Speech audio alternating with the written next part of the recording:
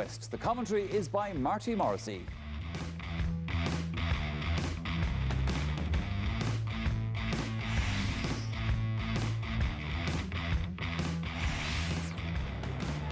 Kerry manager Eamon Fitzmaurice makes 4 changes to decide the beat Donegal last weekend. Austin Stacksman Ronan Shanahan starts at corner back, while Jack Barry is given his chance as David Moran's centre-field partner. Adrian Spillane, son of Tom, nephew of Pat, joins Paul Murphy and Donncha Walsh in a half-forward line, while Conor Keane replaces his clubmate from Killarney Legion, James O'Donoghue, at top of the left. Tom Parsons joins Donald Vaughan in midfield for Mayo for this round 2 clash here in Tralee. Keith Higgins is named at fullback in front of goalkeeper David Clark, who was very impressive against Monaghan. Former under-21 Fergal Boland joins Kevin McLaughlin and Jason Doherty in an attack that has 2 late changes. Conor O'Shea and Andy Moran in that inner line. It's a bitterly cold, frosty evening in Tralee, County Kerry. And here we go, round 2 of the Allianz Football League. 2 counties in alternative strips. Kerry the Kingdom in their blue jersey and going for the opening score. What a point by Jack Barry. Nice ball inside. There's a chance here. David Clark thought about coming off his line. There's a chance here for Jack Savage. And Kerry are registering their 2nd point of the match.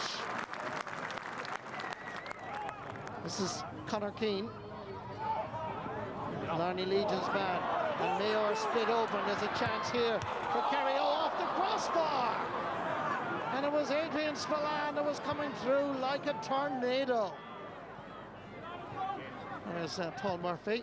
Difficult angle for Gainey, but it comes off the post. Kerry are sniffing for a goal. Here comes the shot, David Clark, but the referee's whistle had blown. David Clark did rather well here. Spillane turned, and Clark saved superbly, but the referee's whistle had blown. The battle of the Davids. Oh, Clark saved superbly. Brilliant. David Moran hit it rather well, but Clark is a big, big man. He spread himself here, diving superbly. Conor Keane. Gone forward is Jack Barry. Still Barry. To the other Jack. Savage and Barry, and it has opened up for the midfielder laying it off. There's a chance for Barry John Keane, and it's gone over the bar. Brilliant play by Kerry. Conor O'Shea in for Andy Moran. O'Shea has gone inside. Moran. Difficult angle from there. Oh, that is a brilliant, brilliant point. Jack Savage heard the call from his clubmate, Kieran O'Reilly's. Kieran O'Reilly's combination, it comes back on the Barry John Keane! An absolute cracker! It was a Kieran O'Reilly's combination.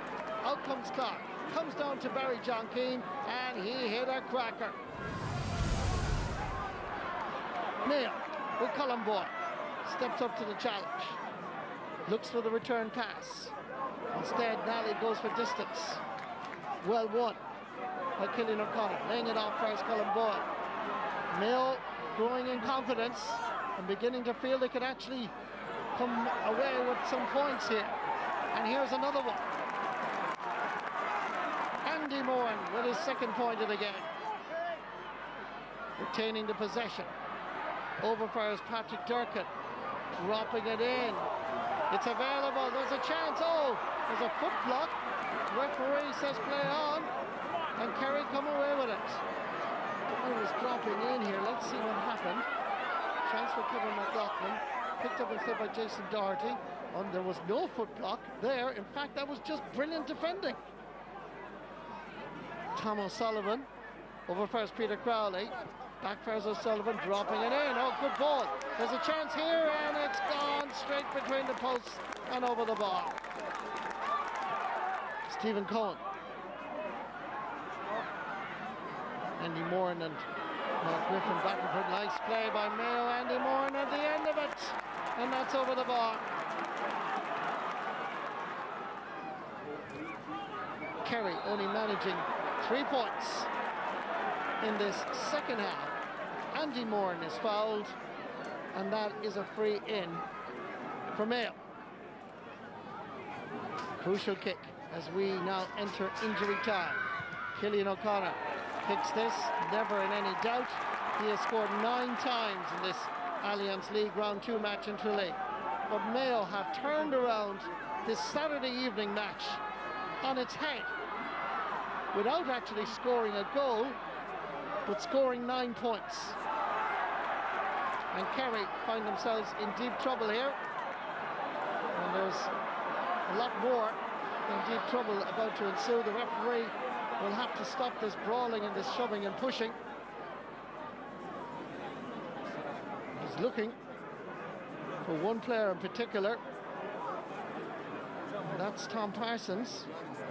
And that's a red card. So Mayo reduced down to 14 players at the very end. So it slightly tarnishes a wonderful second half performance by Mayo to lose a player of the quality and calibre of Tom Parsons. And at the very end, it's Mayo that have come all the way to the kingdom of Kerry.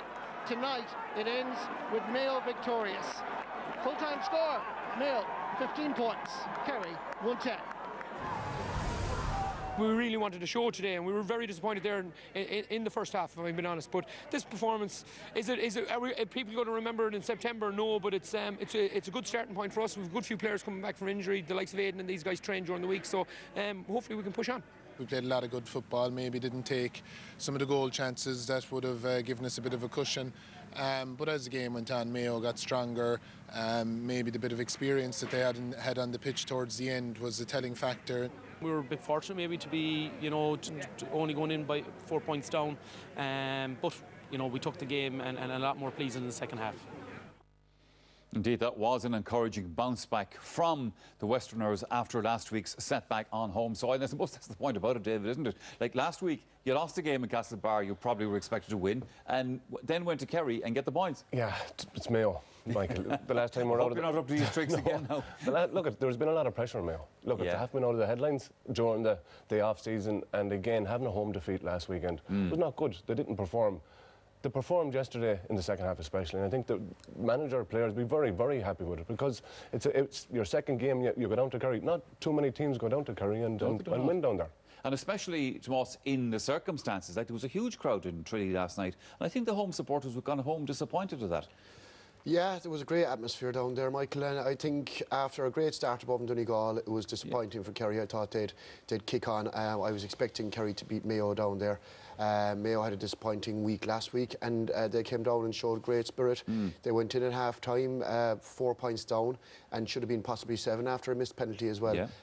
So I think in the second half, they just tightened up, they made it hard for Kerry, and I think Kerry played into their barrow a bit. I think Kerry would be disappointed with that, and they need to bounce back again from it. But they have tried a lot of young players, Michael, as well, which would be kind of a teething difficulty as well for them. Of course it would, but I mean, like as Tomas was saying, in the first half, David, Kerry were going quite well. There were 6 points up at one stage. There was positives, Michael. Yeah. The reason, the whole reason why there were 6 points up is the likes of the two Jacks. They dictated the game. Jack Barry and Jack Savage. Here, Kerry have been criticised for not having any pace up the middle. Here you have Jack Barry going right up the middle, not being followed by Donny Vaughan, and he goes all the way. This is 20 seconds in, and he dictated like this for the first 30 minutes, and that's why they were actually, 3 points up going in. But this guy for me is going to be something, a cornerstone of the Kerry corner line in the future. He toys here with the Mayo defence, beats 3 players and put it over to his left. But alone that, he comes out, and for me he's a bit reminiscent of the Gooch. He's able to give nice dinky passes, he controls play, he's not just an out-and-out scorer. Great vision, and to put in a ball like that. Here you have it. He doesn't go for the limelight. He gives it to Dave Moran. He says, it's outside my range. Yeah. The ball goes in, and what comes from the end result? It's a goal. And, this is why they were going up, at half-time. But Mayo nullified them in the second half. They did. One of the reasons for that, from your point of view, was Kerry's indiscipline, and particularly, I suppose, in the second half of that game. That this wouldn't be you, Tomas, but you weren't impressed with this. No. I thought, Michael, when you have a player of the quality of Cillian O'Connor, I thought our discipline in scoring areas, giving away silly fouls. 9 points Cillian kicked, And it's a difficulty. Like, you had Mark Griffin, that's, like, I wouldn't mind if there was foul, but they're silly, pushing, pulling, absolutely ridiculous. But do you think away. do you think Kerry were struggling with the pace that Mayo were putting them under, the pressure they were putting them under in that second half? They were forcing them into fouls. Well, I think it comes back to the old problem with Kerry at the moment, Michael, and for the last little time. I think Kerry struggle at the back when teams run at them. Most teams do, and they end up fouling.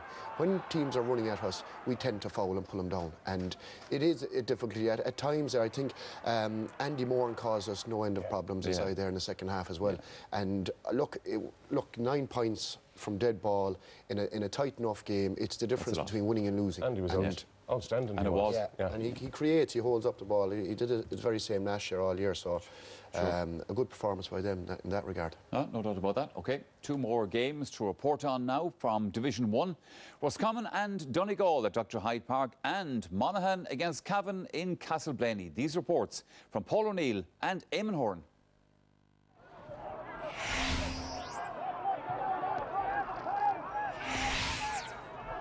This was the first time in 4 years for these sides to meet in the league, but it turned out to be scarcely worth waiting for. Cavan had the better of the early exchanges, with Niall Clerkin's point, their first from play in the game, on 18 minutes as they went ahead by 2 to no score.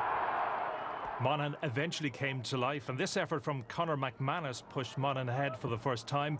At that stage, it was 9 minutes to the break in a game that never really caught fire. Cavan, though, had the last score of the first half, with Kieran Brady on the mark to leave it 3 points apiece at the turnaround. Plenty of hope then for the visitors to go on and pick up their first points of the campaign. After the break, Monaghan started to take control of the All-Ulster showdown. Kieran Hughes, who played for Cavan boss Matty McLeanan when he was in charge of Scottstown, popped up to land a point as Monaghan moved 2 clear. After Shawnee Johnson had reduced the deficit with a point from a free kick, Fintan Riley got on the score sheet to make it 2 in favour of Monaghan once more.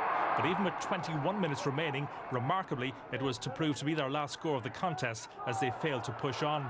And as Monaghan struggled up front in the closing stages, Gearoid McKiernan's point for Cavan in the 59th minute left the teams level for the final time. Neither of the big local rivals managed to conjure a winner after that, as they finished all square on 7 points apiece. You know, I suppose there was nothing between the teams right through the game, and both teams had chances towards the end, but probably the story of the day for both teams went forward and maybe lost the ball and then gave the other team a chance in a counter-attack. But I suppose in many ways it was typical winter football. It wasn't much space there in either forward line, but overall I suppose not a great game by any means, and I was disappointed with our overall performance. We vastly improved from Dublin last week, and that's what this level of football you must do. We took a lot of lessons from last week, we took it into the game this week, and we've certainly performed a lot better. Now we have to find another 5 or 10% coming to the next game.